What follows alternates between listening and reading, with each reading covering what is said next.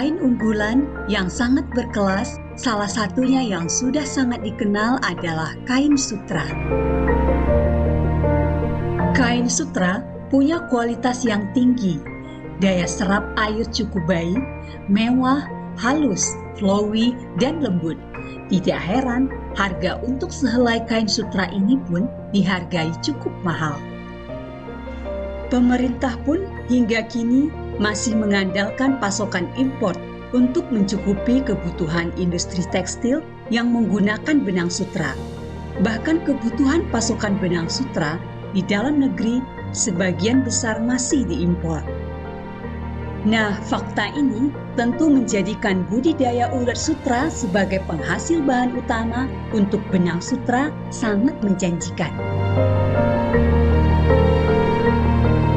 Usaha budidaya atau ternak ulat sutra di negara kita sudah dikenal cukup lama. Pemerintah juga ikut mendorong bidang ini dengan upaya membangun pabrik-pabrik pemintalan benang sehingga bisa menampung hasil panen dari pembudidayaan ulat sutra. Ditambah, pasar ekspor yang juga bisa menyerap kepompong ulat sutra pun masih terbuka lebar. Untuk lebih jelas, yuk kita lihat bagaimana proses pembudidayaan ulat sutra.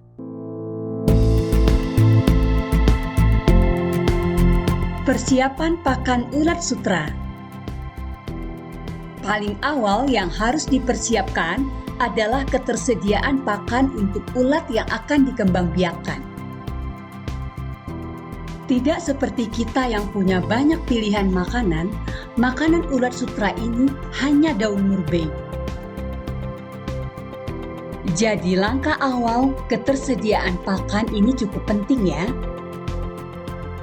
Daun murbei saat ini bisa didapatkan dengan secara langsung menanamnya. Penyediaan kandang ternak. Kandang ternak ulat sutra dibuat berbentuk rak-rak yang ditempatkan di sebuah ruangan berventilasi cukup udara. Sebelum digunakan untuk menabur bibit, kandang wajib disemprot desinfektan secara merata sekitar 2 atau 3 hari sebelumnya. Ruangan untuk kandang ulat sutra pun perlu dibedakan antara ruang ulat dari bibit yang kecil-kecil dengan ulat sutra yang sudah tumbuh dewasa.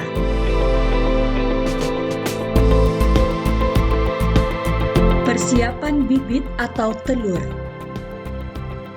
Jumlah bibit yang akan dikembangbiakkan sebaiknya menyesuaikan dengan ketersediaan pakan berupa daun murbei yang kita miliki. Bibit ulat sutra berupa telur bisa mulai ditetaskan pada rak pemeliharaan. Suhu yang diperlukan agar bisa menetas sempurna berada pada kisaran 25 hingga 28 derajat Celcius. Dan penting juga agar tempat penetasan harus sebisa mungkin terhindar dari sinar matahari langsung.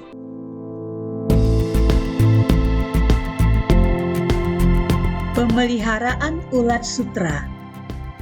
Setelah menetas, ulat sutra kecil mulai dipelihara dengan secara rutin memberinya pakan daun murbei muda yang dipotong kecil-kecil. Pemberian pakan dilakukan 3 kali sehari, pagi, siang, dan sore. Siklus pertumbuhan ulat sutra kecil mengalami beberapa pergantian kulit atau biasa dikenal dengan instar. Lama pergantian kulit umumnya terjadi 2 hingga 3 hari. Pada masa ini, ulat dihentikan pemberian pakannya. Masa instar pertama, kedua, dan ketiga, ulat sutra masih dikategorikan kecil. Masa instar keempat dan selanjutnya sudah dapat dikategorikan menjadi ulat sutra dewasa.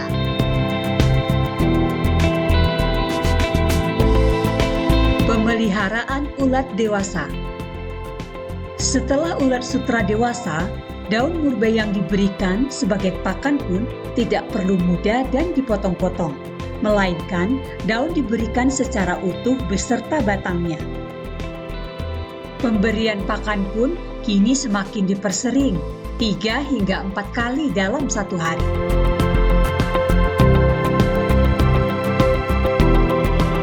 Masa pembentukan kepompong. Tahap ini, ulat sutra akan membungkus dirinya sendiri, membentuk kepompong untuk transformasi. Ulat sutra mengeluarkan benang dari mulutnya dan membalutkan ke seluruh tubuhnya. Ini terjadi pada masa instar kelima. Biasanya, ulat sutra sudah akan mengalami pembentukan menjadi kepompong atau disebut kokon. Kita bisa melihat ulat yang sudah mengeluarkan serat dari mulutnya, nafsu makan ulat juga akan mulai menurun, dan selanjutnya akan berhenti total.